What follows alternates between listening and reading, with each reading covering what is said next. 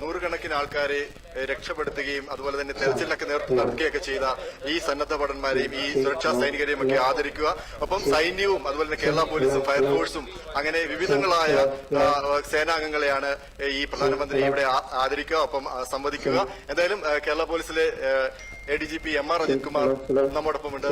Sir, കഴിഞ്ഞ 11 ദിവസങ്ങളായി ഈ പോലീസും സേനയും അങ്ങനെ നാട്ടുകാരും എല്ലാം ചേർന്നുള്ള ഒരു കൈമയും മറന്ന ഒരു പോരാട്ടമായിരുന്നു ശരിക്കും പറഞ്ഞാൽ. അത് ജീവിതത്തെ തിരിച്ചു കൊണ്ടുവരാനും ഒക്കെയുള്ള ഒരു വലിയ പോരാട്ടം എന്ന് വേണമെങ്കിൽ വിശേഷിപ്പിക്കാൻ സാധിക്കും. അത്രയ്ക്ക് ദുർഘടമായിരുന്നു. എങ്ങനെയാണ് ഈ ഇത്രയും ദിവസം കഴിയുമ്പോൾ ഒന്ന് വിലയിരുത്തുക? തീർച്ചയായിട്ടും ഫസ്റ്റ് ദിവസം ഞാനിവിടെ വന്നതാണ്. അന്ന് തൊട്ട് ഞാൻ കഴിഞ്ഞത് 11-ാം ദിവസം, 12 ദിവസമായി. ആദ്യം ഞങ്ങൾ വന്നപ്പോൾ ഞങ്ങൾക്ക് ആക്ച്വലി ഷോക്കായിരുന്നു. പിന്നെ ഇത്രയും വലിയൊരു ഭയങ്കര ഭീകര ഇത് എങ്ങനെ ഡീൽ ചെയ്യുന്നുള്ളായിരുന്നു. പക്ഷേ to be frank with you, NDRF-ഉം ആർമിയും നമ്മുടെ പോലീസ് SOG ഒക്കെ വിത്തിൻ ഷോർട്ടസ്റ്റ് ടൈമിൽ ഇവിടെ എത്തുക. Shortest time. Within shortest time, we are able to do all our paraphernalias in and started doing rescue operations, all these things. It's a beautiful coordination of the Indian Army, the NDRF, the Fire Force, the Kerala Police. It's beyond my words. And then, of course, the local volunteers. Local volunteers is too good. They were too sincere, along with us, doing all these kinds of digging, taking bodies, body parts. It's really traumatic, but then we have to do. God forbid it should not happen again. But to the best of our abilities, the state government, the ministers, all of them rose up to the occasions.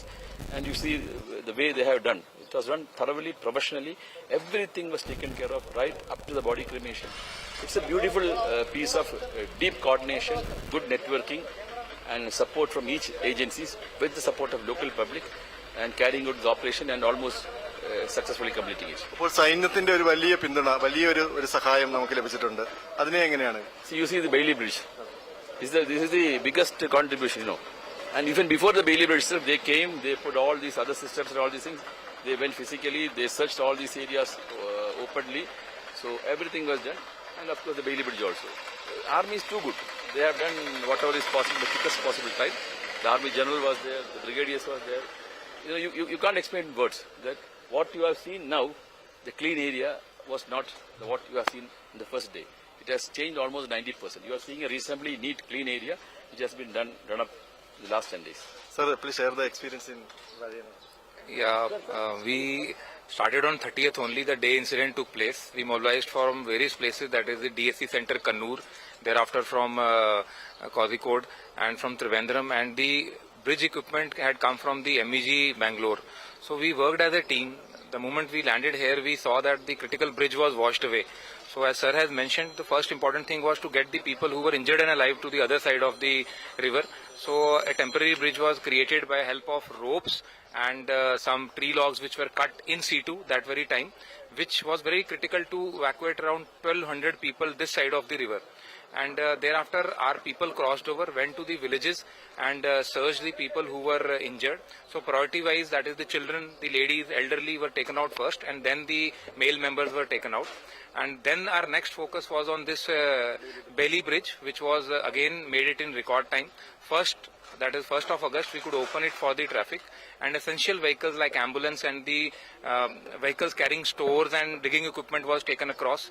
Then the JCBs were put into force by the civil administration, district administration, very proactive. We asked for 20, they have given us 40 JCBs. So with that we could fast track the work. എന്തായാലും മലയാളികൾ ഒരിക്കലും മറക്കാൻ പറ്റാത്ത സേവനമായിരുന്നു സൈന്യത്തിന്റെയും കേരള പോലീസിന്റെയും ഒക്കെ. Sir, എങ്ങനെ NDRF-ന്റെ ഒരു മേധാവി എന്ന നിലയിൽ, DGP എന്ന നിലയിൽ എങ്ങനെ കാണുന്നു? What do you want me to say?